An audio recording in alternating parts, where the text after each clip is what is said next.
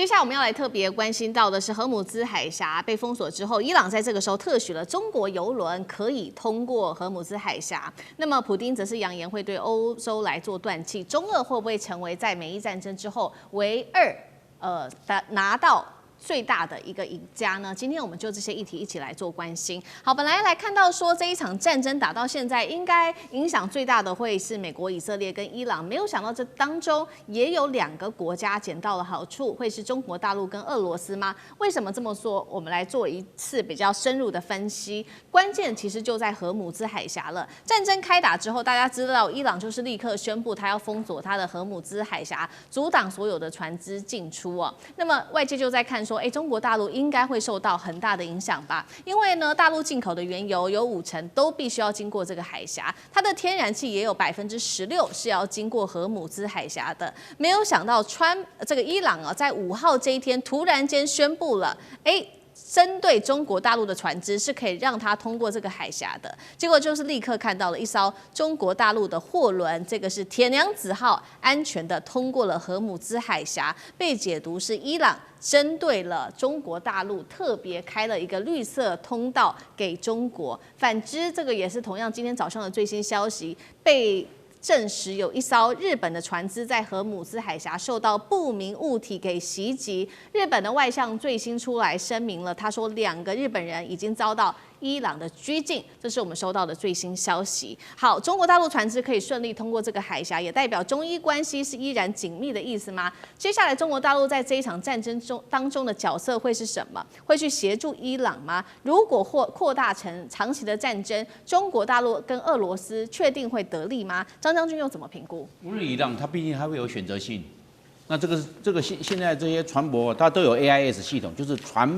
船只自動識別系統，它會回報的。你這個每一個船都有它的名稱，都有它的編號，很清楚的。一看到中國大陸的船，那就開綠燈就好了啊，它不要對的。一看是美國的船、英國的船，甚至是其他國家非常對伊朗不友善的，那對不起了，我就要实施。這個不用拿飛彈來攻擊，用無人機就可以了。因為這些油輪啊，或者液化天然氣，我們叫 LNG 啊，那個船啊，就是液化天然氣那個船艦啊，都是圓形的。那上面根本沒有進步防禦系統，無人機過去就可以了。上面載着40公斤炸藥，一個就過去了，就給你一鍋端了。那大家乖乖的就不要動了，你不要動就安全了。所以這個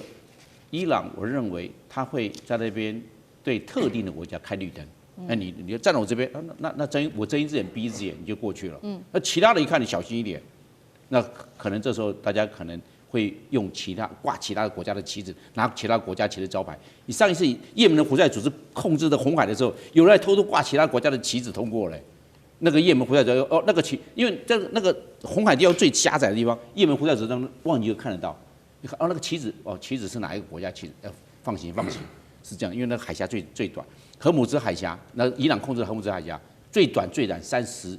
公里，对，才21海里，而且上面還有伊朗的島嶼在上面，島嶼上面都可以布防，這是無人機可不可以？我認為當然可以了。所以現在那中國大陸角色怎麼樣呢？我認為，如果打得越長的話，中國大陸角色會越重。第一個，大家希望中国大陸你出來當東道主，好不好？來調停，好不好？對不對？伊朗也希望你出來調停，美國也希望你趕快叫伊朗出來談吧，不要再打了吧。雙方都有壓力，美國有庫存降低的壓力，伊朗也有彈藥，這個無人機跟這個導彈不足的壓力都會下降嘛，不會說一個這個他下降你不下降，統統下降，所以就有這個方面壓力。第二個，這個穆斯林哈，你注意看，穆斯林的國家住在這些美軍的駐地都住的穆斯林，都是我們講到的都是回教國家。是，那回教國家，我們都是回教国家，回教國家打回教国家。你从我回教国家的機場起飞去打回教國家的伊朗，那當然他們都會有那种壓力耶。雖然大家裡面有分什葉派，也有遜尼派，但大家都是穆斯林啊，所以是這樣子。那加在上，他也希望中國大陸出來幫忙。我沒辦法講話，因為美國駐軍在中國，我怎麼辦法講？但是中國大陸可以出來做調解。第三個，能源壓力會因為大家會大，大的話找誰？找美國沒有，找以色列沒有用，找中國大陸很有用。是這個樣。第三個，地緣的壓力，大家。很多國家不希望中東地區只有以色列獨大，大家都被以色列玩完了。那大家希望地緣戰略平衡。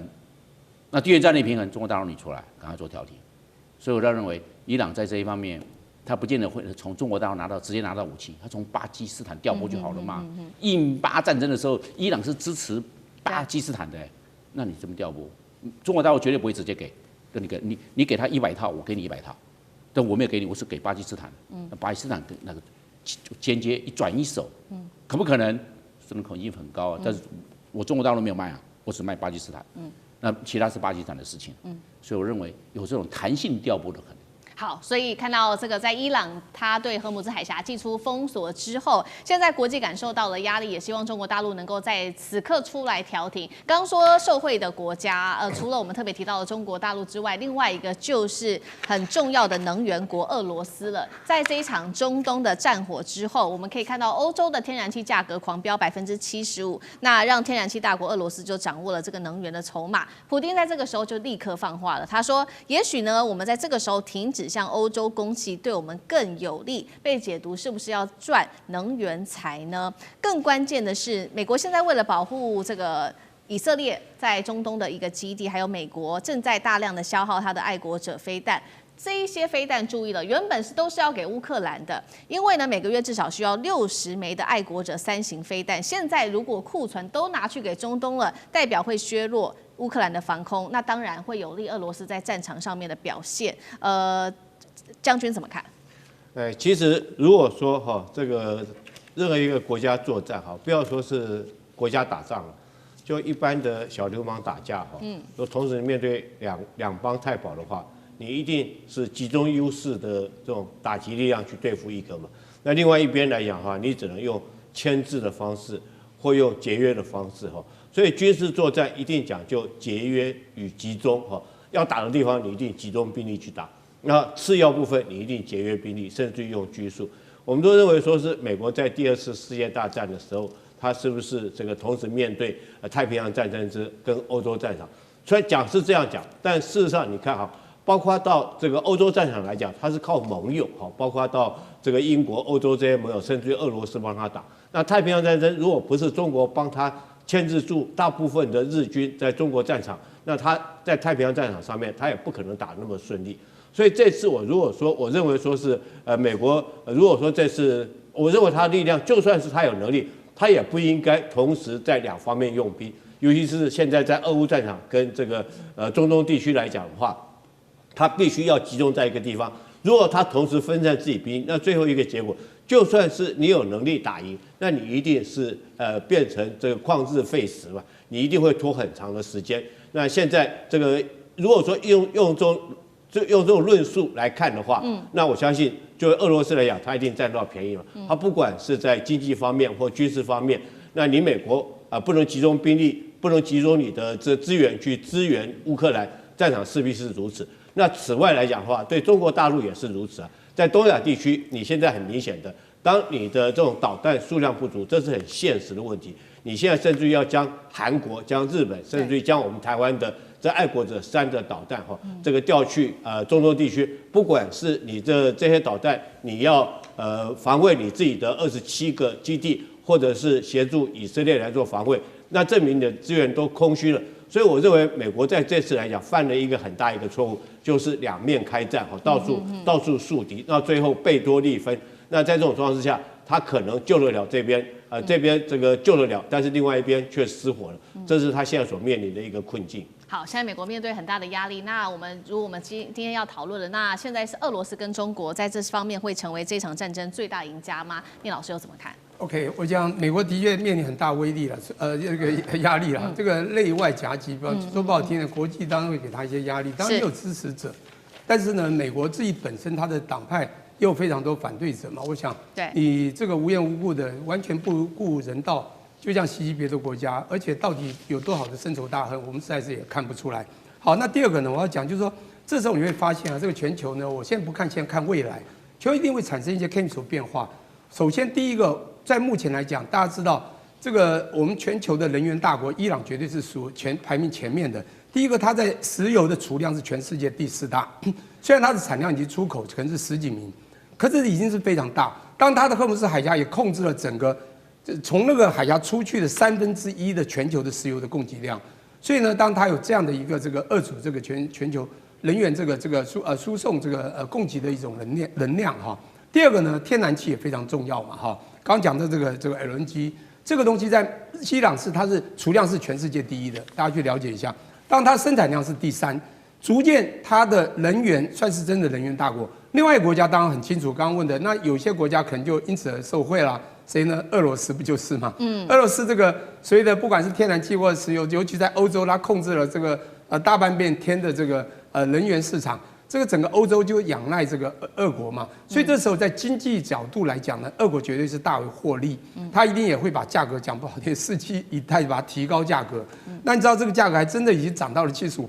所以對這個俄國來講，經濟上算是一個大的利益啦。還有一個呢，在軍事上呢，其實這時候美國把軍力放到了這個伊朗中東這個地方來，其實俄國這個時候你會發覺啊，美國就沒有辦法再那麼有心的去在俄烏戰場上呢做很大的琢磨。但我現在還要講另外一個國家受惠的，非常明顯就是中國。為什麼呢？中國當然在經濟不一定受惠，因為能源1/3從這裡出去，尤其伊朗又是 support 中國的一個很重要的一個能源的一個這個供給者，這時候一定會受到一些傷害。可是呢，他也給這個中國開了一個等於是綠燈啊，一個這個特殊的門，讓只要是有中國的船過去，他就讓他能夠通行。因此私底下他也一定會盡量的 support 中國，因為畢竟啊，在意識形態中，這些中國在幕後是比較會支持伊朗的這個傾向的。我現在要講一個哈，就是大家如果去回憶一下，中國呢，其實在2015年和2017年分別拍了《戰狼1》和《戰狼2》這2部電影，我剛好看過，在飛機上看的。你知道嗎？那這事情讓我想到一個荷姆斯海峽這個中國船過去，讓我想到一部電影裡面，讓我讓中國人看了會非常激昂的一個非常愛國民族主義的一幕，也就是他的男女主角用一輛卡車在解救這個非洲黑人要離開的時候，不小心剛好碰到了敵人吶，那在這個山群上已經都埋設好機關槍，準備把這個卡車全部射殺的時候，結果他們慌了，完了沒有招了，結果有一個人想到說，Hold on 1 second， 等一下，他馬上跑到這個車子的後面，一拿出來一個是什麼？正好機槍要打下去，揮出了一個5星旗，嚇到了所有的那些要開槍的。Hold on， China， 你不能打，這是中國。當然，這個有點把中國的這個精神打到太高，這也就是川普當時第一任時候很不爽，然後厲害了我的國啊，戰狼這些電影，造成他說，開玩笑，這次一樣嘛。你知道中國船來，剛剛將軍也講了。今天你可能會有一些這個電子系統告訴這中國船，也不需要，通常過去也會通報啊，也會做報告。你只要是中國人，當然你也不能作假，尤其國旗不能亂掛的，你知道？掛的是如果剛好是我們對岸中國大陸的國旗，我跟你講，這時候伊朗只讓他放行，對中國來講，這個經濟利益當然也就出現了。還有一個是政治利益，這整個國際關係在這一次啊，你會發現，不以前講戰爭與和平，現在是誰在鼓舞戰爭，誰在鼓吹和平？這個不用講嘛哈，不言而喻，大家都已經看得非常清楚。因此未來你看啊，這也會使我想到，你看二戰的時候，美國在後面，不管是歐洲、亞洲戰場，美國在後面 support 啊，他做兵工廠去 support 出去。那在這個俄烏戰爭也是，美國呢在這不斷的支援烏克蘭。現在你會發現啊，現在是美伊如果或者美中東這邊如果有戰事，請問誰在後面 support？ 而且他不用出太多的兵力，他只要 support 一些。這個武器出去，就可能會折耗，用消耗戰折耗他未來可能的敵人。現在我們都知道，美國的假想敵可能就是我們的這個中國對岸。那今天中國對岸這個中國大陸呢，他如果在這時候把對方的這個戰力在此時消耗掉，對他未來在軍事在政治上可能都有很大的利多。好，謝謝聶老師。那我們休息一下，馬上回來。地緣政治、美中之爭、戰略價值、強權崛起。小國生存，現在與未來，洞悉事件走向，掌握世界脈動，全球觀點，盡在環球大戰。